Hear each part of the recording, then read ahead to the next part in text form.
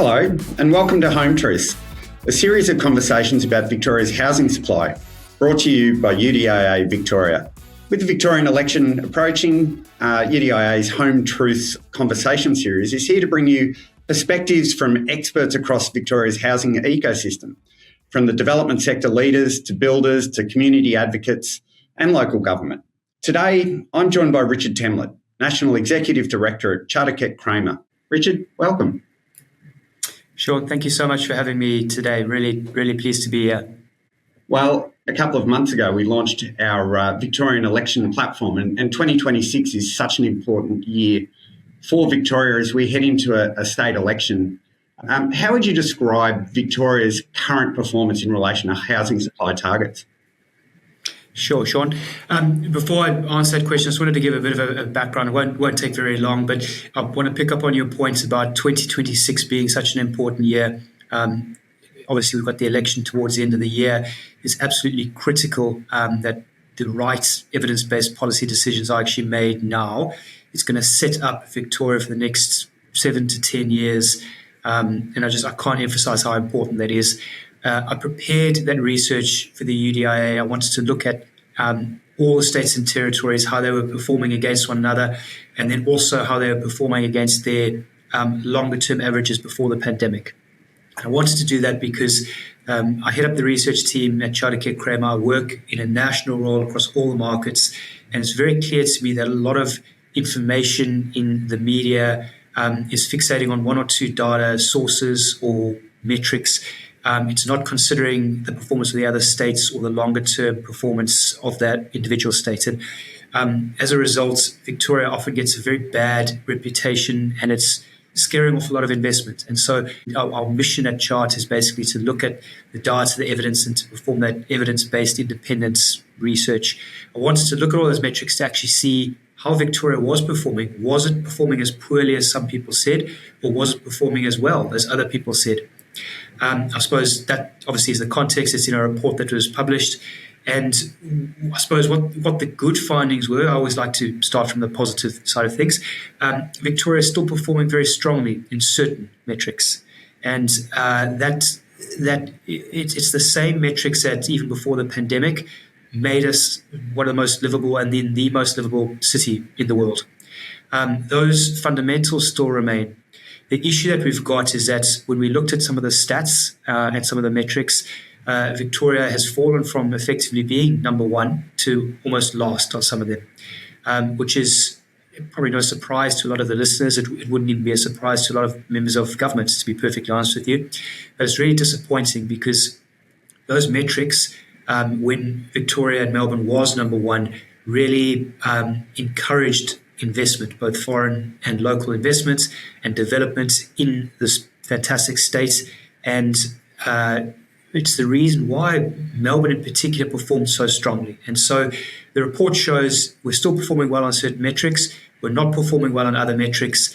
What the report also teased out was because of the distortions of the pandemic, whilst we may be doing things like building more dwellings per person at a higher rate than all the other states and territories, it doesn't mean that we're actually building enough, and the report shows that. But also, we actually need to outperform. And the goal of that piece of work was first to show how we were performing, but then secondly, to actually start the discussion about how Victoria can pivot to outperform the other states and territories to aspirationally, again, become the most livable city in the world, which I actually think is possible with the right policy decisions.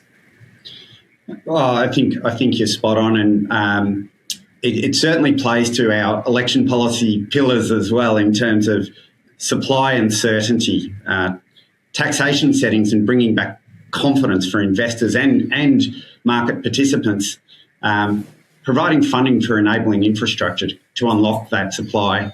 So back to policy settings, I'm interested. So in Victoria over the past 3 years, we've had a housing statement, we've got a 10-year greenfield plan, we've had Plan for Victoria, and there is a notional adjustment in the way we deliver our housing in Victoria to this notional 70-30 density split. I'd appreciate any comment you could provide on how you see the policy settings currently playing out in the market. Sure. Well, first of all, actually having a lot of those documents is really important. You made the comment about developers and investors getting certainty both with what they can develop and the timing for development. It's actually really good that we've got those strategic and statutory plans that are basically telling the development industry or indicating to the development industry what potentially could occur. The issue that unfortunately, when you actually look at a lot of those plans, they were prepared, a lot of them were prepared a number of years ago and certainly before the pandemic. The more recent statements, like, for example, the housing plan of Victoria, and the most recent housing statement was prepared in 2023. With respect to it, I don't think it actually fully grasps the magnitude of the distortions from the pandemic. It doesn't fully understand the cost of delivery crisis that we have now, with building costs, with taxes and charges that make the delivery of all types of new dwellings significantly more expensive. So in terms of your 70-30 split, you can see the logic for it. And there is actually a lot of very good supportive evidence to actually encourage greater development in some of those nodes, not necessarily all of them, but in some of those nodes. The reality is it's missed the fact that the cost of delivery, especially for high-density apartments, means that prices are going to have to dramatically increase for projects in those areas to be viable. That being said, in the greenfield market, the cost of delivery have also increased significantly. It's just that the buyers in those markets, there's a wider target market, and they can afford to pay higher pricing at a more commensurate amount compared to the people in the apartment market. And so at a high level, those policies are well-intentioned, and I actually do think there's a lot of merit in going and increasing density in certain of those submarkets close to the enabling transport infrastructure to allow different families or households to live in different types of dwellings in those areas. It'll diversify the housing stock. It'll actually make the suburbs more vibrant and livable. But we cannot ignore the financial reality or the economic reality of some of these planning policies. And so planning policy actually probably does get a good it gets a positive score, certainly in my mind, compared to some of the other states which are far behind Victoria in terms of actually trying to incentivize some of that supply. But again, the reality is it needs to just be married up with the financial feasibility of some of the developments in some of the areas. And perhaps drilling down on that a little bit more, how about some of the current investment settings that you're seeing in Victoria relative to what is being offered in other states? Well, I've studied the housing market for the last 15 years, and it's really good because I've been able to live through different market cycles. Obviously, there's peaks and troughs, and also you can see where certain buyer groups are very active or less active, whether it's first home buyers, investors, or upgraders. When you actually study the new housing market, particularly in Victoria, it is extremely reliant on investors, and it's mainly foreign investors, whether that's for built-to-sell apartments or increasingly built-to-rent apartments, or even in the townhouse or the house and land space. And if we're going to get anywhere near the level of dwellings that we need in Victoria to house the growing population, because we're the fastest growing city and we're going to be 8 million people by 2050, which is actually bigger than London. So we need the infrastructure, but we also need the supply of new dwellings. Yes. We're not going to get there unless we actually have the correct tax and investment settings for overseas investors and I suppose also domestic investors. In 2015, when the greenfield market and the apartment market was substantially stimulated, it's one of the few times we actually delivered close to what we need to get to for the housing targets, either at the federal level or at the state level. There are a number of incentives which made investors very attracted to the state. It sent the right signals. Investors heavily invested in Melbourne, and it was fantastic because we had new supply of dwellings, whether that is owner-occupied dwellings or rented dwellings. Unfortunately, Melbourne has gone from being one of the lowest tax jurisdictions to one of the highest taxed jurisdictions. Now, I appreciate that we don't have the luxury of being able to rely on, for example, the commodities boom like some of the other states, but one of our primary sectors is the property sector. And unfortunately, over the last 10 to 15 years, there's been a number of increased charges upon surcharges, which quite simply have initially leveled the playing field up, and investors looked at Melbourne, Sydney, Brisbane and there were similar amounts, and then unfortunately it's gone the other way. And now investors looking to place their money into Australia look at some of the other jurisdictions and go, well, there's less tax from those jurisdictions. They are sending the right market signals. It's almost like they want our investments, so we'll move it elsewhere. I think just on that, Richard, I think that is often something that's overlooked, is that Victoria states and the territories, we're actually in a competitive marketplace with each other. So in order to attract investment, to attract national scale developers and the like to actually invest in this state, we need to be providing a really competitive landscape. And I think what we've seen over the past decade, and as you said, pretty much since 2015, since I think both apartment markets and greenfield markets are really, really humming, I think we've just seen that change to the point where now members tell us in Victoria sometimes at the moment is just not seen as competitive as other jurisdictions. Look, I do hear those comments too. I would also caution that just because a few developers say that, it doesn't mean that it's a consistent trend, because I do have other developers right now that are looking particularly at Southeast Queensland and going, Southeast Queensland has too much risk, it's overvalued. Melbourne is actually undervalued, is a very good counter-cyclical play. Yeah. However, the comments about sending the right market signals to investors are very well made, and we actually have the blueprint. We've done it previously. Over a decade ago, we were sending the right market signals. So certainly we have the blueprint. We can do it again. And really now is the time. I mean, it should have actually been done a few years ago, but now is the time. 2026, the market continues to really, really struggle in Melbourne. That's not the case in New South Wales or even in Brisbane. Those markets have well and truly left the pandemic behind. We still have basically the pandemic hangover, and sentiment is incredibly low.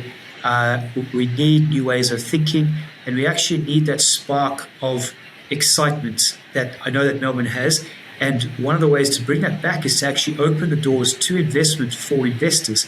We are the fastest growing city, the second biggest city and state in Australia. We have a significant role to play.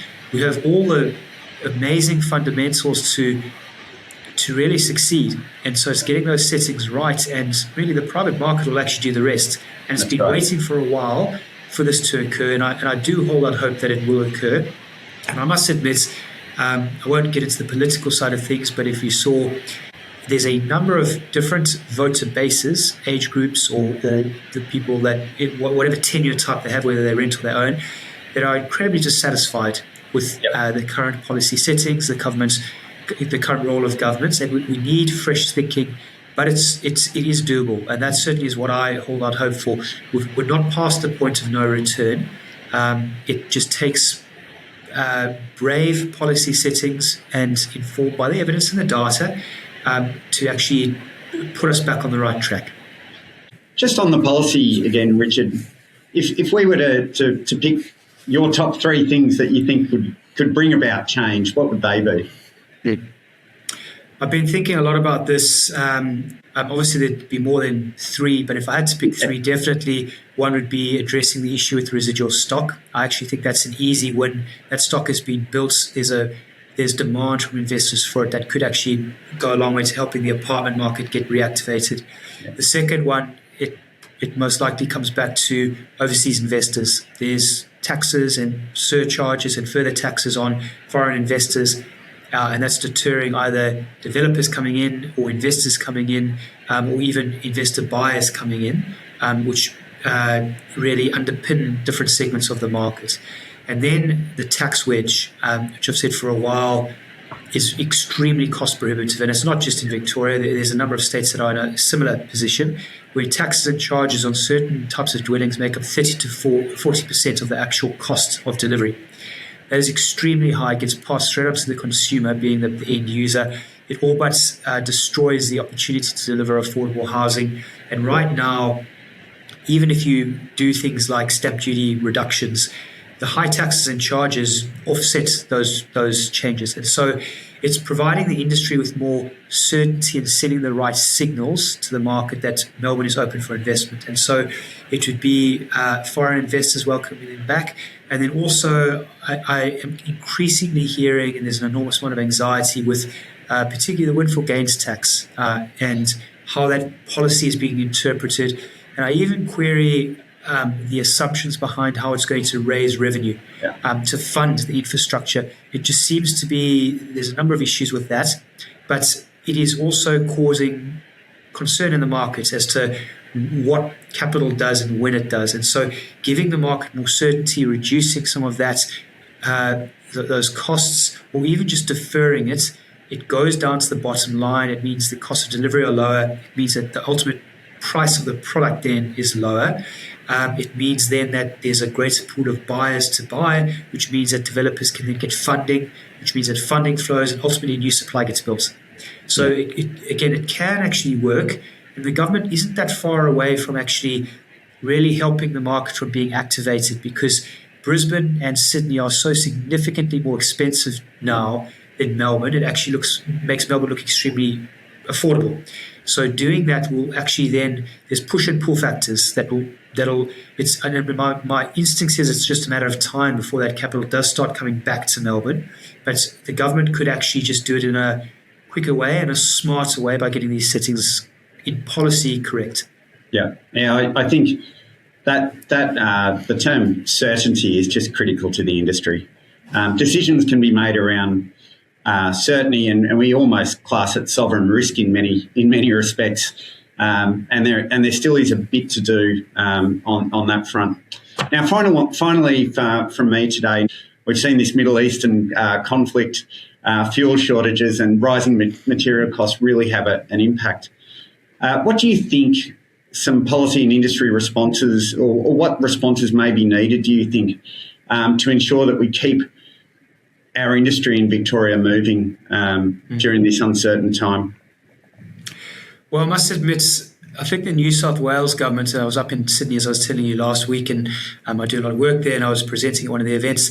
I've been pretty impressed with some of the things that the New South Wales government have done. One of them is the pre-sales guarantee for apartment stock.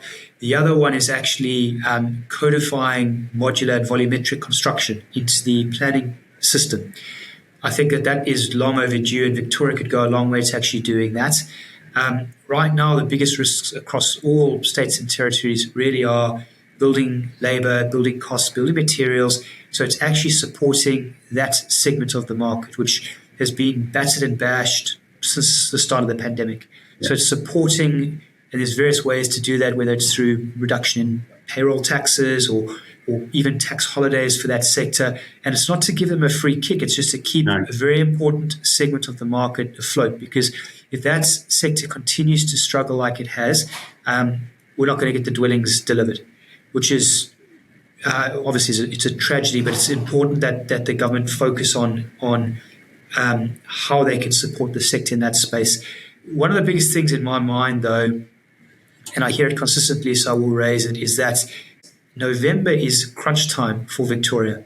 Yeah. Depending on the outcome of that election, leaving aside the different planning or housing policies that both sides of politics have, it goes deeper than that. I'm very interested to see how Melburnians and Victorians actually vote, because that really determines whether we have another 3 or 4 years of really ambling along, going nowhere, or we actually start having really important discussions that are coming whether we like it or not, because over the next 5 to 10 years, there's a shrinking segment of the baby boomer market and a growing segment of millennials and Gen Zs. We may as well start having the conversations now. They're already starting to have them in New South Wales, and we're starting to have them here, but it's only going to grow louder and louder and louder. And the baby, just to be crystal clear to all the listeners, I'm doing a podcast very soon with a particular body that's come on, that'll come on the podcast. They've done surveys of both sides of political spectrum, whether it's Labour or Liberal or One Nation, by age group, by tenure. And you can actually see there's a lot of people that want to see tax reform and planning changes to actually support the new housing market. And so if the voters are saying that, really is why I go back to my point being 2026 November being crunch time for Melbourne. But there's also opportunity there, because that could be a catalyst that actually starts to really kick the Melbourne market into gear, because by then you look at the pricing of Sydney and Brisbane, that delta is significant. Melbourne's undervalued. The right or change in policy settings and leadership may well actually start to turn on the floodgates that we so desperately need. Richard, give us a quick plug for the podcast you do run before I say thank you and goodbye. Sure. It's about 2 years old now, which is incredible. I think we've just ticked over 40 or 41 or 2 episodes, which is great. It's released every fortnight. We get experts on the show to talk about all things property, all things geographies. We've had really important people like Dr. Ken Henry, who actually really pulled apart the pros and cons of changes to, for example, negative gearing or capital gains tax. I would encourage our listeners to actually listen to that podcast, given there's so much misinformation about the impact of those changes on pricing or rents. We also have a number of different financiers or builders or developers to talk about the topical issues of today that impact everyone in this sector. And so it's a freely available resource. I encourage as many people to listen to it as possible.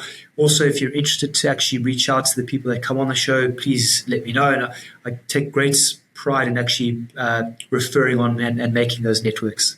Perfect. Well, Richard, thank you very much for your time today. It's a really important conversation. This is a really critical year, particularly for Victoria, with a state election on the horizon. And I think there's broad interest, and I think you've captured that correctly, that we have changing views even in the marketplace around how important housing is as part of the overall economy, how important it is in a broader sense to employment, sentiment, feeling safety, community safety. So it plays such a major role. So really appreciate your time today, Richard, and thanks for coming on. Sure, you're most welcome. Thank you very much for having me on. And I hope our listeners learn a lot and are able to just make as educated as decisions as possible moving forward. Excellent. Thank you very much.